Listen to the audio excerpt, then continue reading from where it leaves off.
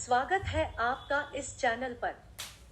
आज हम सप्तशती कथा के 10वें अध्याय का अध्ययन करेंगे। रोजाना ऐसी वीडियोस के लिए सब्सक्राइब करें आवर हिस्ट्री चैनल को।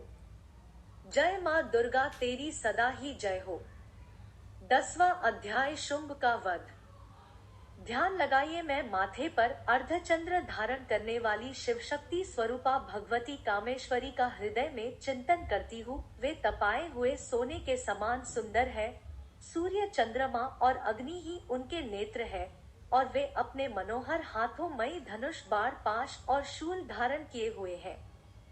महर्षि मेधा ने कहा, हे राजन, अपने प्राणों से प्यारे भाई निशुंभ को मरा हुआ तथा सेना को नष्ट हुई देखकर क्रोध में भरकर दैत्यराज शुंभ कहने लगा, दुष्ट दुर्गे, तू अहंकार से गर्व मत कर, क्योंकि तू दूसरों के बल पर लड़ रही है। देवी ने कहा, हे दुष्ट, देख मैं तो अकेली ही हूँ। इस संसार में मेरे सिवा दूसरा कौन है? यह सब मेरी शक्तियां है। देख, यह सब की सब मुझ में प्रविष्ट हो रही है।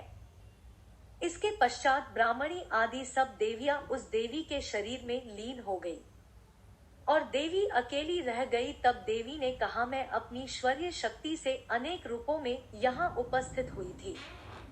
उन सब रूपों को मैंने समेट लिया है। अब अकेली ही यहाँ खड़ी हूँ, तुम भी यही ठहरो। महर्षि मेधा ने कहा, तब देवताओं तथा राक्षसों के देखते देखते देवी तथा शुंभ में भयंकर युद्ध होने लगा। अंबिका देवी ने सैकड़ों अस्त्र शस्त्र छोड़े। उधर दैत्यराज ने भी भयंकर अस्त्रों का प्रहार आरंभ कर दिया। देवी के छोड़े हुए सैकड़ों अस्त्रों को दैत्य ने अपने अस्त्रों द्वारा काट डाला। इसी प्रकार शुंभ ने जो अस्त्र छोड़े उनको देवी ने अपनी भयंकर हुंकार के द्वारा ही काट डाला। दैत्यराज शुंभ ने जब सैकड़ों बाण छोड़कर देवी को ढक दिया तो क्रोध में भरकर देवी ने अपने बाणों से उसका धनुष नष्ट कर डाला। धनुष कट जाने पर दैत्येंद्र ने शक्ति चलाई, लेकिन देवी ने उसे भी काट कर फेंक दिया। फिर दैत्येंद्र चमकती हुई ढाल लेकर देवी की ओर दौड़ा, किंतु जब वह देवी के समीप पहुंचा तो देवी ने अपने तीक्ष्ण बाणों से उसकी चमकने वाली ढाल को भी काट डाला। फिर दैत्येंद्र का घोड़ा मर गया, रथ टूट गया, सारथी मारा गया। तब वह भयंकर मुद्गर लेकर देवी पर आक्रमण करने के लिए चला, किंतु देवी ने अपने तीक्ष्ण बाणों से उसके मुद्गर को भी काट दिया। इस पर दैत्य ने क्रोध में भरकर देवी की छाती में बड़े जोर से एक मुक्का मारा। दैत्य ने जब देवी को मुक्का मारा तो देवी ने भी उसकी छाती में जोर से एक थप्पड़ मारा। थप्पड़ खाकर पहले तो दैत्य पृथ्वी पर गिर पड़ा, किंतु तुरंत ही वह उठ खड़ा हुआ। फिर वह देवी को पकड़कर आकाश की ओर उछला और वहां जाकर दोनों में युद्ध होने लगा। वह युद्ध ऋषियों और देवताओं को आश्चर्य में डालने वाला था। देवी आकाश में दैत्य के साथ बहुत देर तक भयंकर युद्ध करती रही। फिर देवी ने उसे आकाश में घुमाकर पृथ्वी पर गिरा दिया। दुष्टात्मा दैत्य पुनः उठकर देवी को मारने के लिए दौड़ा।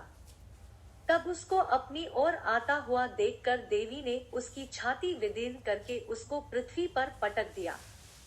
देवी के त्रिशूल से घायल होने पर उस दैत्य के प्राण पखेरु उड़ गए और उसके मरने पर समुद्र, द्वीप, पर्वत और पृथ्वी सब कांपने लग गए। तदंतर उस दुष्टात्मा के मरने से संपूर्ण जगत प्रसन्न व स्वस्थ हो गया तथा आकाश निर्मल हो गया। पहले जो उत्पात सूचक मेघ और उल्कापात होते थे वह सब शांत हो गए। उसके मारे जाने पर नदियां अपने ठीक मार्ग से बहने लगी।